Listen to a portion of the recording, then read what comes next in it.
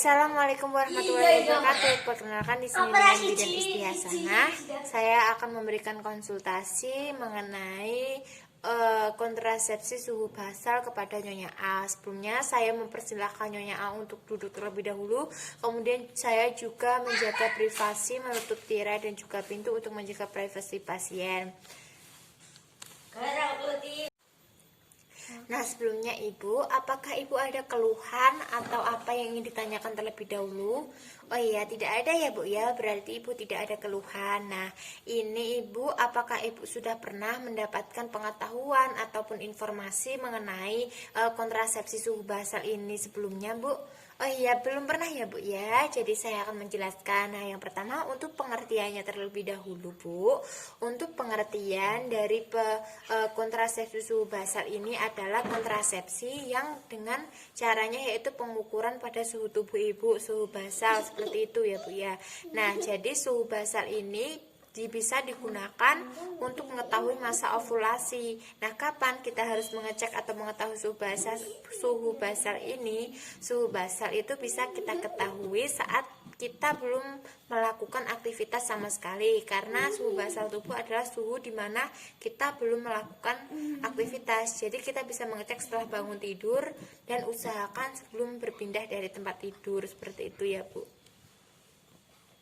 Untuk efektivitasnya sendiri ini, untuk efektivitas dan tingkat kegagalan untuk penggunaan kontrasepsi metode suhu ini yaitu sekitar 0,3 sampai 66 kehamilan.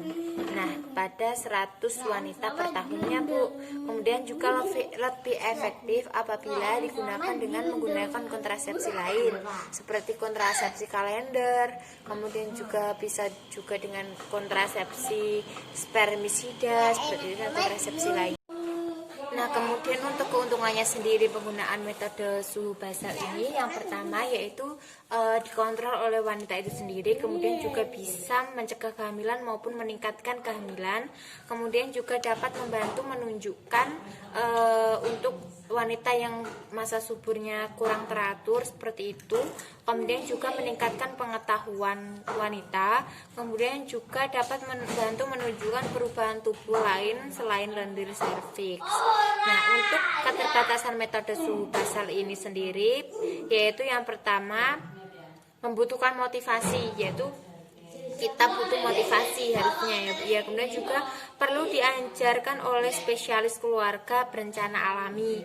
Kemudian juga suhu tubuh basal dipengaruhi oleh penyakit, kurang tidur, stres atau tekanan emosional, alkohol, kemudian juga penggunaan sedativa, imunisasi, iklim, dan gangguan saluran cerna. Nah, kemudian juga apabila suhu tubuh tidak diukur pada sekitar waktu yang sama setiap hari ini, akan menyebabkan ketidakteraturan suhu tubuh basal seperti itu. Kemudian juga tidak mendeteksi permulaan masa subur sehingga mempersulit untuk mencapai kehamilan. Kemudian yang terakhir membutuhkan masa pantang yang panjang atau lama, begitu ya.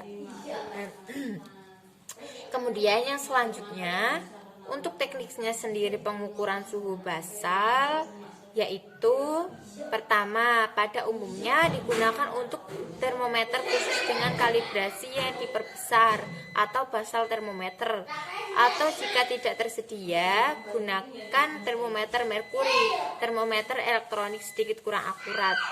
Sehingga kalau tidak tersedia yang termometer basal, ibu bisa datang ke apotek untuk membeli termometer merkuri atau termometer yang belinya di toko-toko peralatan kesehatan itu biasanya ada Bu. Kemudian waktu pengukuran harus pada saat yang sama setiap pagi. Jadi waktu pengukurannya harus sama setiap pagi dan setelah tidur nyenyak sedikit 3-5 jam serta masih dalam keadaan istirahat mutlak. Kemudian pengukuran suhu tubuh melalui oral selama 3 menit, rektal vaginal selama 1 menit. Pengukuran suhu tubuh basal harus dilakukan dan dicatat setiap harinya. Gunakan catatan suhu kartu tersebut untuk 10 hari pertama dari siklus haid untuk menentukan suhu tertinggi dari suhu yang normal dan rendah dalam pola tertentu tanpa kondisi-kondisi di luar normal atau biasanya.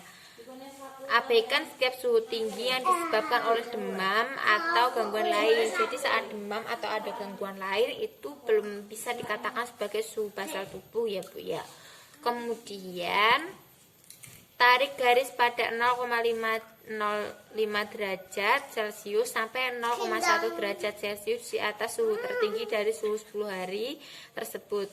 Garis ini disebut garis pelindung, cover line, atau garis suhu. Periode tak subur mulai pada sore hari setelah hari ketiga berturut-turut. Suhu tubuh berada di atas garis pelindung suhu basal.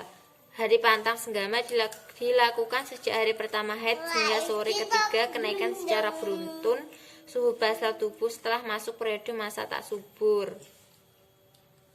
Pada masa pantang, untuk senggama pada metode suhu basal tubuh lebih panjang dari metode ovulasi Billings. Kemudian juga perhatikan kondisi lendir subur dan tak subur.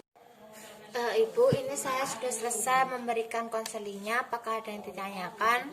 Oh ya, tidak ada ya Bu ya. Berarti tadi saat pengukuran suhu basal itu dilakukan kapan Bu?